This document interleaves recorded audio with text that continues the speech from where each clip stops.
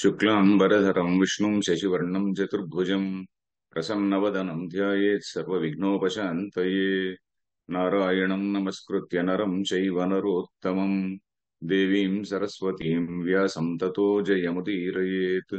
गुरुर्ब्रह्मा गुरुर्विष्णुः गुरुर्देवो महेश्वरः गुरुः साक्षात् परं ब्रह्म तस्मै श्रीगुरवे नमः। ओम सरल संस्कृत गीताश्रवणाय सर्वेषां स्वागतम्। इदानीं वयम् अष्टादशाध्यायं पठामः। अष्टादशाध्याये ज्ञानं कर्म च कर्ता च गुणभेदतः त्रिविधं गुणभेदतः इति श्रीकृष्णेन उक्तं। ज्ञानं कर्म च कर्ता च त्रिविधं न त्रिधैव गुणभेदतः। अर्थात् अस्माकं ज्ञानं त्रिविधं भवति, अस्माकं कर्म त्रिविधं भवति, कर्ता च त्रिविधः भवति इति अत्र विषयः। ज्ञानं नाम किम्? ज्ञानम् इत्युक्ते अहं मैथमेटिक्स् पठितवान्, फिजिक्स् पठितवान्, फिजिक्स् ज्ञानं वर्तते, केमिस्ट्री ज्ञानं वर्तते इति न। अस्माकं दृष्टिः कीदृशी वर्तते, अस्माकं विजन् इति आङ्ग्लभाषायां वदामः अस्माकम् अण्डर्स्टाण्डिङ्ग् आफ् लैफ्, अस्माकं विजन् आफ् लैफ् इति वदामः।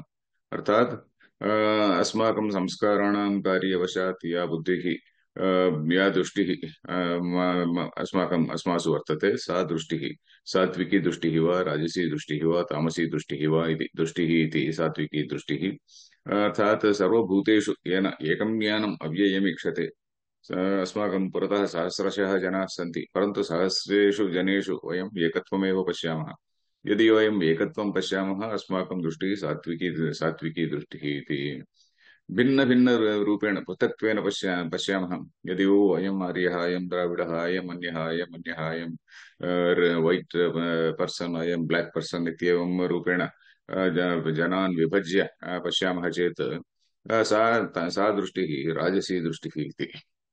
तामसी दृष्टिः कीदृशी भवति इति, अस्माकं विजन् कथं भवति इति अग्रिमश्लोके अस्माभिः द्रष्टव्यम्।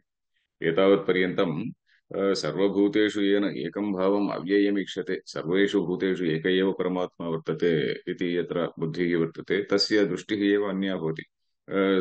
सर्वेषां प्रति तस्य अनुकम्पा वर्तते, दया वर्तते, एवं नैर्घृण्यं वर्तते इति। नैर्घृण्यं न दया दया वर्तते इति तस्य व्यवहारः एवं भवति। यदा राजसी दृष्टिः भवति, तस्य व्यवहारः अन्यरूपेण भवति। अयं मम जनः, अयम् अन्यः। रागद्वेषादीनां प्रसक्तिः वर्तते। अस्माकं जनानां प्रति रागः, अन्येषां प्रति द्वेषः अथवा अनिष्टम् इत्यादि भिन्नरूपेण अस्माकं व्यवहारः भवति। एक अन्यः तामसः वर्तते खलु। तामसी दृष्टिः कीदृशी वर्तते इति अग्रिमश्लोके द्रष्टव्यम्। अग्रिमश्लोके इत्युक्ते 22 अस्माभिः द्रष्टव्यम्। श्रीनिवास कृपया पठतु। तथैवाचार्य यत्तु कृत्स्नवदेकस्मिन् कार्ये सक्तमहैतुकम् अतत्त्वार्थवदल्पम् च तत्तामसमुदाहृतम्। संज्ञानम् एवं भवति इति। यत् तु तु इत्युक्ते उपर्युक्त विषयात् अन्यत् तद्विपरीतमिति। उपर्युक्तविषयात् विपरीतमिति। यत् तु कृत्स्नवत् एकस्मिन् कार्ये सक्तम् अहैतुकम् अतत्त्वार्थवत्। अतत्त्वार्थवत् इति एक एव शब्दः। अल्पं च तत् तामसम् उदाहृतम् इति अत्र पदविभागः। यत् ज्ञानं, यत् इति शब्दः ज्ञानम् इत्यनेन सम्बध्यते। यत् ज्ञानं कृत्स्नवत् एकस्मिन् कार्ये सक्तम्। यत् ज्ञानम् एकस्मिन्नेव कार्ये सक्तम्, तत् कार्यं कीदृशमस्ति? अहैतुकं वर्तते, पुनश्च अतत्त्वार्थवत् वर्तते, अल्पञ्च वर्तते इति सर्वाणि अत्र विशेषणानि, ज्ञानस्य विशेषणानि। कृत्स्नवद् एकस्मिन् कार्ये एव सक्तम् इति। अतत्त्वार्थवत् भवति, अर्थात् अयथार्थभूतं भवति। यथार्थं सत्यम् अन्यद्वर्तते, तस्य एतस्य मनुष्यस्य दृष्टिः अन्या भवति। एवम् अतत्त्वार्थवत् अल्पञ्च अल्पमपि भवति। तत् सा दृष्टिः तामसी दृष्टिः इति। तत् तामसं ज्ञानम् अथवा तत् ज्ञानं तामसम् इति। किं तत् इति पश्यामः। यत् यत् इत्युक्ते यत् ज्ञानं कृत्स्नवत् कृत्स्नम् इत्युक्ते सर्वं सर्वमपि एतदेव एता एतावदेव सर्वम् इति इतः परं किमपि नास्ति इति कृत्स्नवत् कस्मिंश्चित् कार्ये वा देहे वा तत्र शङ्कराचार्याणां भाष्यम् अत्यन्तं सुन्दरं वर्तते कृत्स्नवत् इत्युक्ते तदेव सर्वम् इति बुद्ध्या तदेव सर्वं तदेव सत्यं तदेव सर्वम् इतः परं किमपि नास्ति इति बुद्धिः तत्र एव यदि वयं भाष्यं पश्यामः चेत् एकस्मिन् कार्ये देहे बहिर्वा प्रतिमादौ सक्तम् देहे बहिर्वा एकस्मिन्नेव देहे अर्थात् देह एव आत्मा नान्यत्र वर्तते इति बहिर्वा बहिः इत्युक्ते कुत्रचित् आकाशे वर्तते नान्यत्र अस्माकं देवः कुत्रचित् आकाशे वर्तते इति प्रतिमादौ एकस्मिन् प्रतिमाया एकस्यां प्रतिमायामेव वर्तते उदाहरणतया यदि वयं तिरुमल देवालयं गच्छामः चेत् तिरुमलदेवालयस्य प्रतिमायाम् एव वेङ्कटेश्वरः वर्तते नान्यत्र वर्तते तत्रैव पूजा करणीया इति चिन्तनं भवति खलु अस्माकं सर्वेषामपि एवं प्रतिमादौ एव सक्तम् इत्युक्ते तत्रैव वर्तते किम् अन्यत्र कुत्रापि नास्ति इति शङ्कराचार्याः पुनः लिखन्ति एतावानेव आत्मा ईश्वरो वा एतावानेव आत्मा आत्मा इत्युक्ते एतावान् एव एतावानेव अथवा एतावानेव ईश्वरः ईश्वरः इत्युक्ते अस्माकं ग्रन्थे यदुक्तम् अथवा अस्माकं कश्चित् देवस्य अनुचरः आगच्छति खलु आगच्छति अनुचरः वा तस्य दूत इति वा कश्चित् आगत्य वदति ओ अस्माकं देवः एव इति स एव ईश्वरः अन्यत् किमपि नास्ति इति न अतः परमस्ति इति यथा नग्नक्षपणकादीनां शरीरान्तर्वर्ती देहपरिणाम परिमाणो जीवः केचन जनाः क्षपणकाः इत्यादयः शङ्कराचार्याणां काले अस्माकम् इदानीन्तनकाले यथा भिन्नभिन्नरूपेण जनाः चिन्तयन्ति इदानीन्तनकाले इत्युक्ते वयं सर्वे अपि मॉडर्न् इति वर्णयामः आत्मानं वयं सर्वे अपि मॉडर्न् पीपल् अत्यन्तं रेशनल् पीपल् इति वदामः परन्तु रेशनल् थाट् कुत्रापि नास्ति अत्र रेशनल् थाट् कुत्रापि नास्ति इति शङ्कयति यत्र श्रीकृष्णः वदति तत्र किं देहपरिमाणो जीवः पाषाणदार्वादिमात्रम् पाषाणदार्वादिमात्रम् अर्थात् तस्यां शिलायां किं प्रतिमा शिलायां देवः एव देवः वर्तते अथवा दार् इत्युक्ते वुडन् दारु इत्युक्ते वुडन् खलु यथा जगन्नाथ पूरी जगन्नाथ टेम्पल् वर्तते तत्रैव स एव देवः अन्यत्र किमपि नास्ति इति अस्माकं बुद्धिः तत्रैव सक्तं भवति एकत्र एव सक्तं भवति एतावानेव ईश्वरः एतावानेव देवः एतानामेव अस्माकं भगवान् इति अस्माकं चिन्तनं यदा भवति तत् ज्ञानं तामसं ज्ञानमिति एतावानेव पुनः किम् अहैतुकम् एकस्मिन्नेव कार्ये सक्तं तदेव कृत्स्नं तदेव सर्वम् अन्यत् किमपि नास्ति इति कृत्स्नवदि एकस्मिन् कार्ये इत्युक्ते देहे प्रतिमादौ इति वा कार्ये इत्युक्ते कार्यमित्युक्ते न तु कर्म अत्र देहे प्रतिमादौ कार्यमित्युक्ते प्राडक्ट् इति रूपेण स्वीकर्तव्यम् प्रकृतिः कार्यम् इति वदामः खलु एवम् एकस्मिन् कार्ये एव अत्र एव सक्तं पुनः कीदृशम् अहैतुकं तत्र हेतुः नास्ति अर्थात् इर्रेशनल् इति वदामः हेतुः इत्युक्ते रीजन् खलु अहैतुकम् इत्युक्ते हेतुबद्धं नास्ति तत्र चिन्तनं तस्य चिन्तनं हेतुबद्धं नास्ति अहैतुकं भवति अर्थात् हेतुवर्जितं निर्युक्तिकम् अर्थात् युक्तिः इत्युक्ते लाजिक् खलु हेतुः रीजन् इति अहैतुकम् इर्रेशनल् भवति रीजन् व्यतिरेकं भवति इत्येवं यथा इदानीन्तनकाले अपि जनाः सन्ति खलु इदानीन्तनकाले बहवः जनाः सन्ति एवम् अस्माकं चिन्तनमेव अस्माकं ग्रन्थे यद्वर्तते तदेव सत्यम् इति वदन्तः सन्ति खलु अस्माकं पुरतः दृश्यन्ते एवमेव सर्वैः अपि विश्वसनीयम् इत्यपि अस्माकम् उपरि अस्मान् पीडयन्ति च एवं भवन्ति एवम् अहैतुकम् अतत्त्वार्थवत् अर्थात् तत्त्वार्थम् अस्ति अत्र इति तत्त्वार्थवत् खलु तत्त्वार्थं तत्त्वं नाम किं तत्त्वम् इत्युक्ते तस्य भावः तत्त्वम् अर्थात् वस्तुस्वरूपं तस्य भावः तत्त्वम् तत्त्वार्थवत् इत्युक्ते अत्र अस्ति इति तत्त्वार्थवत्। अत्र अस्मिन् सन्दर्भे अतत्त्वार्थवत्। अत्र तत् सत्यदूरमस्ति तत् यत् सः चिन्तयति तत् सत्यदूरं वर्तते। यः तामसः जनः चिन्तयति तामसं ज्ञानं कीदृशं वर्तते इत्युक्ते सत्यदूरं वर्तते, सत्यात् बहु दूरं वर्तते। एवमेव अल्पं च, अल्पम् इत्युक्ते तुच्छम्। अल्पं नाम किम्? अत्यर्थम् अल्पम्, अल्पं च अल्पविषयत्वात् इति। अर्थात् परमात्मा इत्युक्ते विभुः अनन्तः इति वदामः खलु, नित्यः शुद्ध बुद्ध मुक्त आत्मा इति वदामः। सत्यं ज्ञानम् अनन्तमिति विषय इति शब्दैः ब्रह्म इति वदामः। सत्यं ज्ञानम् अनन्तं ब्रह्म इति वदामः। तादृशं ब्रह्म अत्र न न दृश न उद्दिष्टम्। अल्पम्, अल्पम् इत्युक्ते अस्यां प्रतिमायां यः वर्तते, अथवा अस्माकं ग्रन्थे यदुक्तम्, अस्माकं ग्रन्थानुसारेण कुत्रचित् आकाशे स्वर्गः नाम प्रदेशः वर्तते, तस्मिन् स्वर्गे वर्तते इत्येव चिन्तनं भवति। तदेव तत् अल्पम्, अल्पं ज्ञानम्, इर्रेशनल्, अल्पं ज्ञानं। सा बुद्धिः अथवा तत् ज्ञानं तामसम् उदाहृतम्। उदाहृतम् इत्युक्ते तत् ज्ञानमिति शिष्टैः उक्तम्। उदाहृतम् इत्युक्ते शिष्टैः एवम् उक्तमस्ति इति। तामसः जनः किं कार्यं किम् अकार्यं किं तत्र चिन्तनं नास्ति। चिन्तनम् इत्युक्ते विवेकः। विवेकः इत्युक्ते सत्यं वा असत्यं वा इति रीसनिङ्ग् किमपि न भवति। मोहवशात् एकम् अभिप्रायं मनसि गृहीत्वा तदेव सत्यम्, अन्यैः सर्वैः अपि तदेव अङ्गीकर्तव्यम् इति यः चिन्तयति तत् तस्य ज्ञानं तामसं ज्ञानम् इति अत्र विषयः।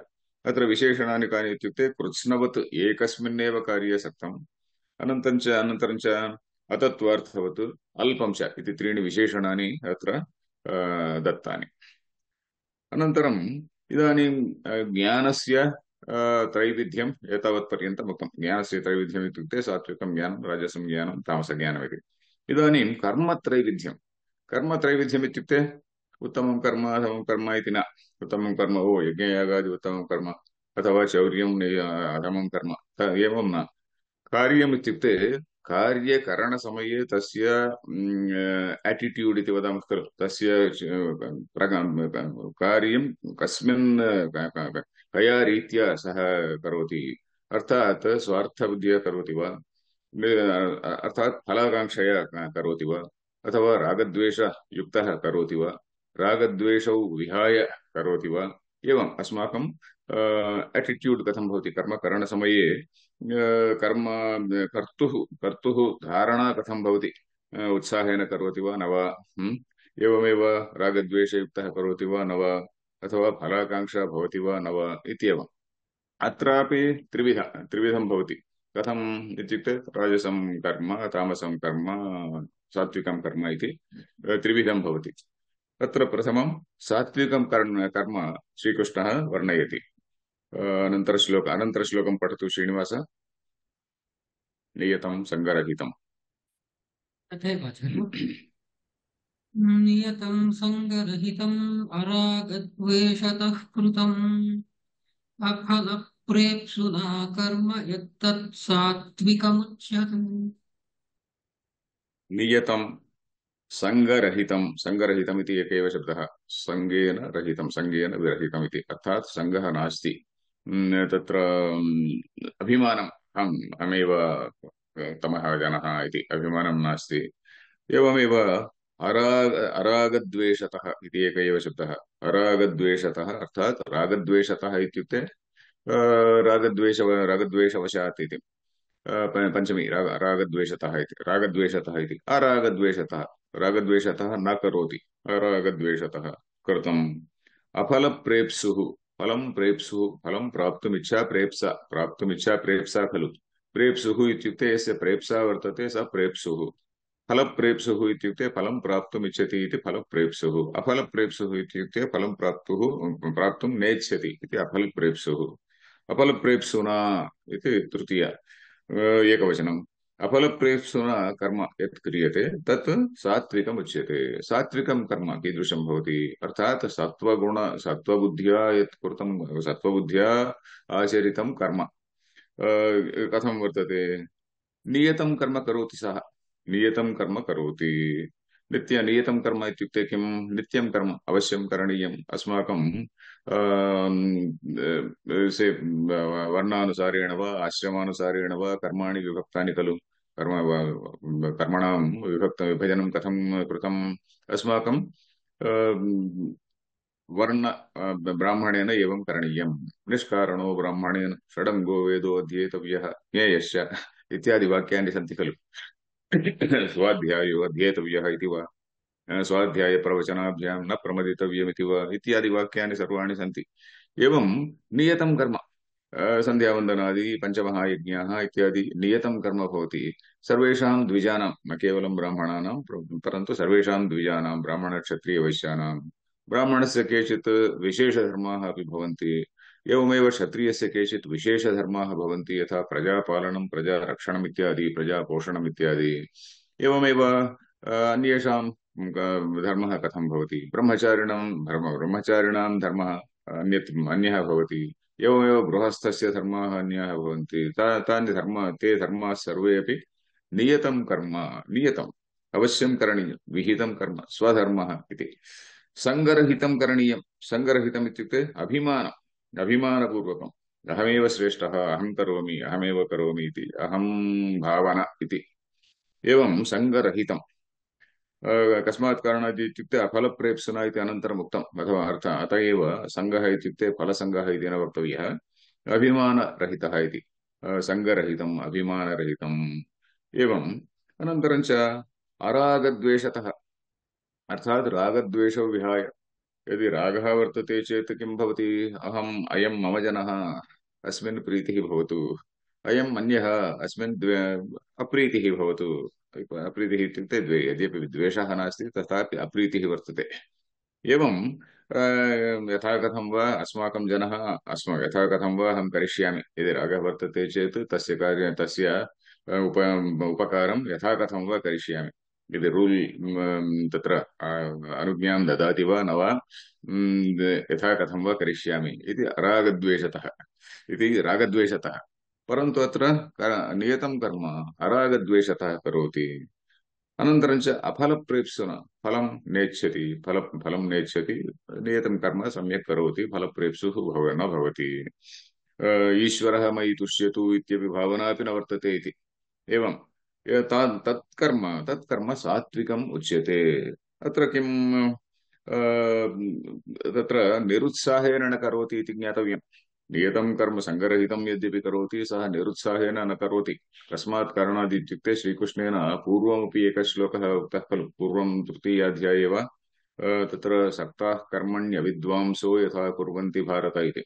कर्मणि अविद्वांसः यथा सक्ताः भूत्वा कुर्वन्ति, तथा कुर्याद् विद्वांस् तथा असक्तः चिकीर्षुर्लोकसङ्ग्रहम् इति। विद्वान् इत्युक्ते तत्र ज्ञानी। अत्रापि ज्ञानी वा, साधको वा, उत्तमः साधको वा, कुर्याद् विद्वांस् तथा असक्तः, फले असक्तः, विद्वांस् तथा असक्तः चिकीर्षुः लोकसङ्ग्रहम्। लोकसङ्ग्रहं कर्तुमिच्छा चिकीर्षा खलु। चिकीर्षुः लोकसङ्ग्रहम् एवं करोति इति। अर्थात् अयं जनः, अर्थात् सात्विकः जनः कथं करोति? उत्साहेन करोति। एवमेव नियतं कर्म करोति, अरागद्वेषतः करोति, अफलप्रेप्सना करोति। अत्र चत्वारि विशेषणानि दत्तानि। चत्वारि विशेषणानि इत्युक्ते अर्थात् चत्वारः हेतवः अत्र, अथवा विशेषाणि वा। कथं नियतं कर्म करोति, नियतं कर्म सङ्गरहितं करोति, अत्र रागद्वेष रहितं करोति, अफलप्रेप्सुत्वम् इति चत्वारः विशेषणानि। एकः अपि न वर्तते चेत् तत् सात्विकं कर्म न भवति। नियतं कर्म करोति परन्तु सङ्गः वर्तते इति चेत् न न युज्यते।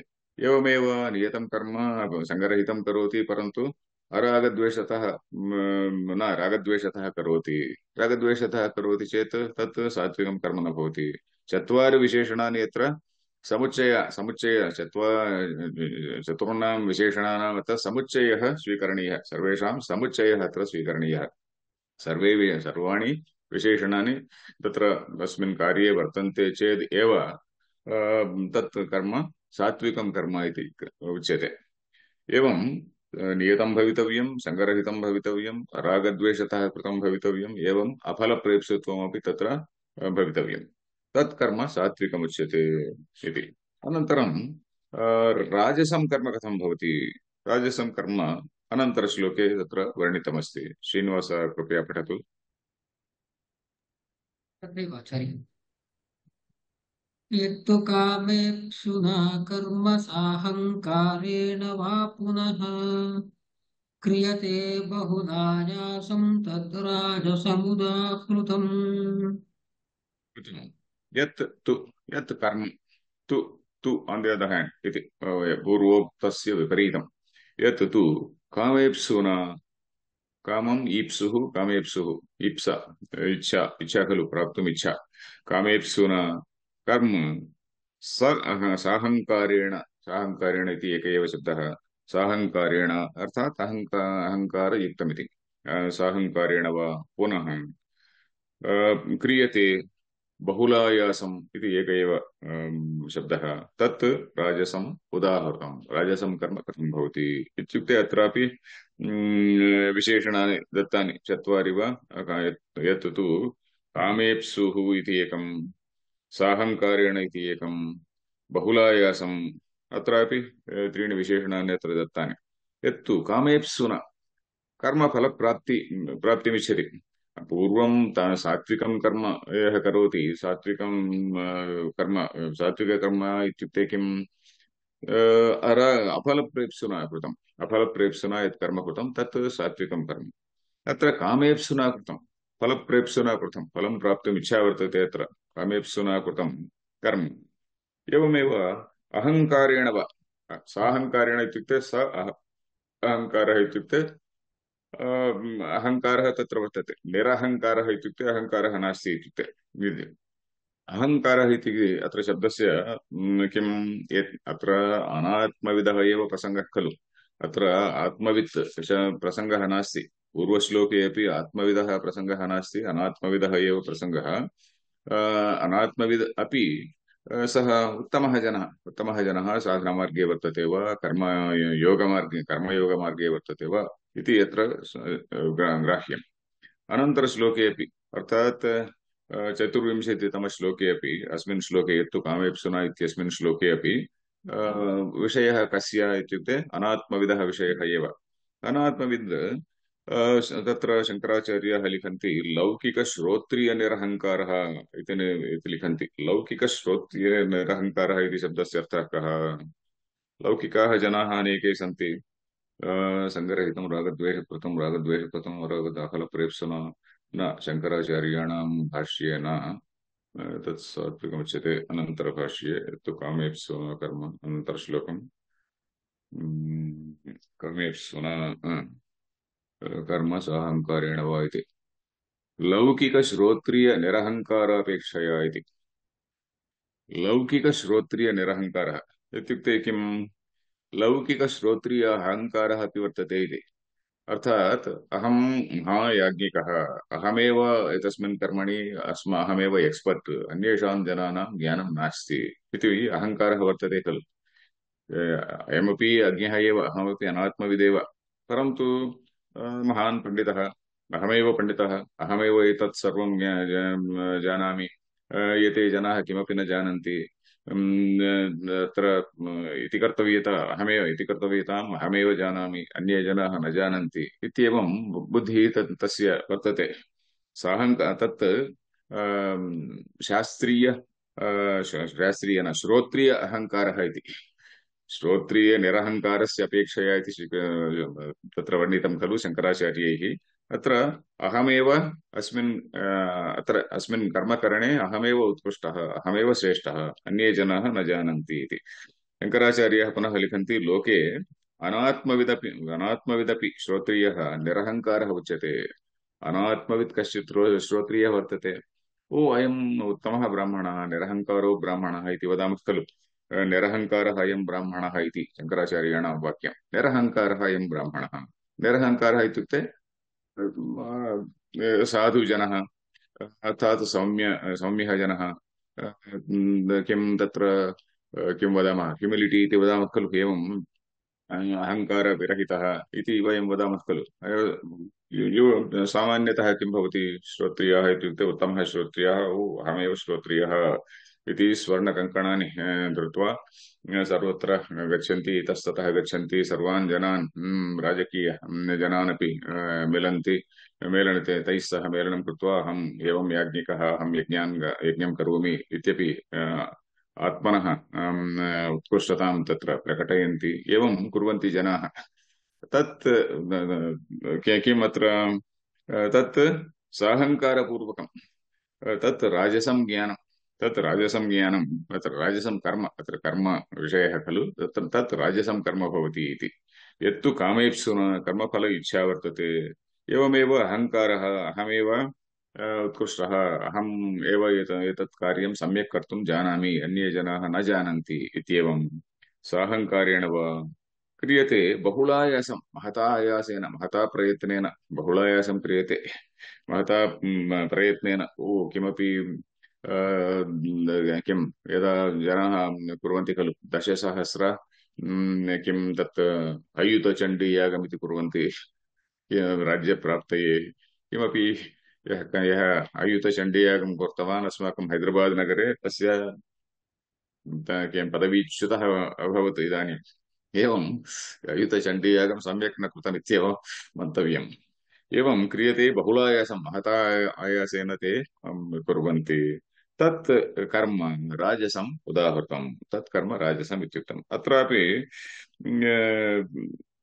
किं तत्र विशेषणानि सन्ति, त्रयः हेतवः तत्र उक्ताः खलु। त्रयः हेतवः के? कामेप्सुत्वं, तत्र कामेप्सुत्वं तत्र अर्थात् फलाकाङ्क्षित्वं, साहङ्कारित्वम्, अहमेव उत्कृष्टः, अहमेव अस्मिन् कार्ये श्रेष्ठः इति। एवमेव बहुलायासत्वम् इति त्रयाणां समुच्चयः अत्र न स्वीकरणीयः, परन्तु समुच्चयः न स्वीकरणीयः। एकः अपि न वर्तते चेदपि, एकः अपि न वर्तते चेदपि तत्कर्म तामसं राजसमेव भवति। कामेप्सुना करोति राजसं भवति, कामेप्सुना साहङ्कारेण साहङ्कारेण करोति चेदपि राजसं भवति, बहुलायासं कर्म करोति चेदपि राजसं कर्म भवति। अत्र एवं समुच्चयः अत्र न स्वीकरणीयः। एकैकमपि राजसं वर्तते चेत् तत् कर्म, एकः एव हेतुः वर्तते चेदपि तत् कर्म राजसं कर्म भवति इति। अनन्तरम् अत्र साहङ्कारेण इति, अहङ्काररहितः कः वर्तते?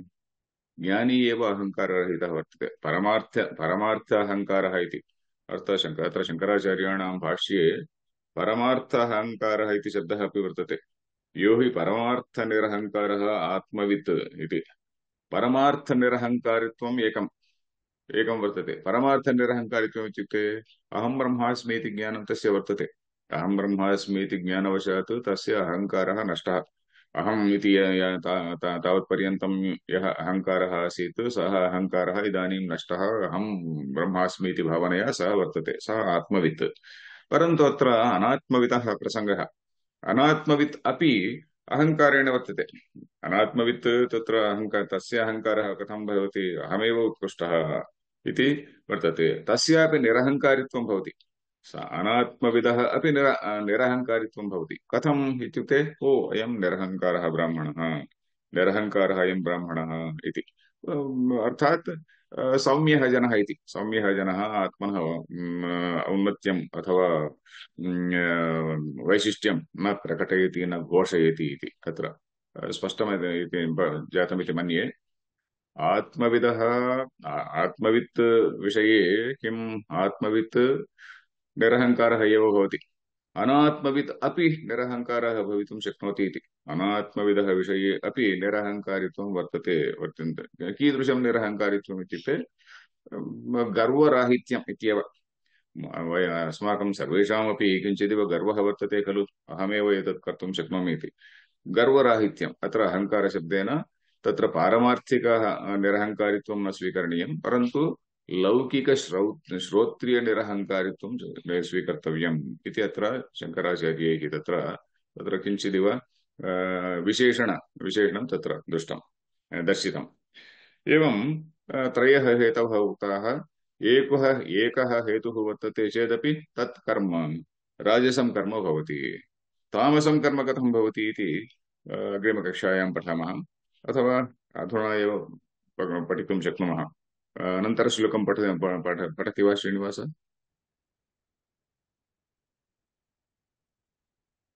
प्रबन्धं क्षयं हिंसाम्, अथवा अनन्तरकक्षायामपि तत्र समयः जातः इति मन्ये। त्रयः श्लोकाः सम्पूर्णम् अद्यतने। तर्हि तर्हि अत्र विरमामः।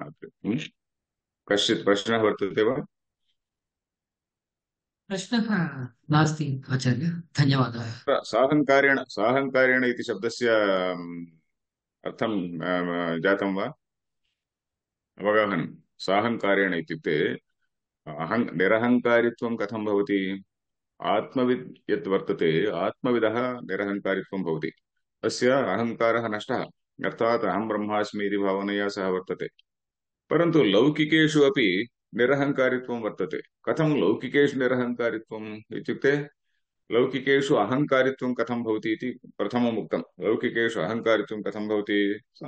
अस्मासु सर्वेषु अपि दृष्टः एव। अहमेव अत्र श्रेष्ठः, अहमेव अस्मिन् कार्ये एक्स्पर्ट् इति इत्येवं।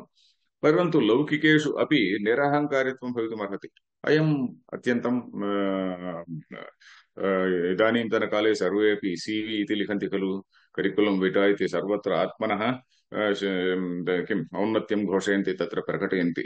यदि CV सम्यक् न वर्तते चेत् तस्य उद्योगप्राप्तिः अपि न भवति। आत्मनः औन्नत्यं तत्र घोषणीयं भवति। परन्तु तस्मिन् समये सः समयः अन्यः, परन्तु सामान्यसमयेषु यदि सौम्यः वर्तते, आत्मनः औन्नत्यं न प्रकटयति, तत्र वयं किं वदामः? अयं जनः निरहङ्कारः इति। तदेव शङ्कराचार्यैः लिखितं, श्रोत्रियो निरहङ्कारः उच्यते इति। लोके अनात्मविदपि श्रोत्रियः निरहङ्कारः उच्यते, निरहङ्कारः अयं ब्राह्मणः इति इत्येवम्। यद्यपि सः उत्तमः पण्डितः, तथापि निरहङ्कारः, गर्वरहितः इत्येव अर्थः। साहङ्कारेण इत्युक्ते गर्वयुक्तमिति, अत्यन्तं गर्वं वर्तते सः तस्य इति।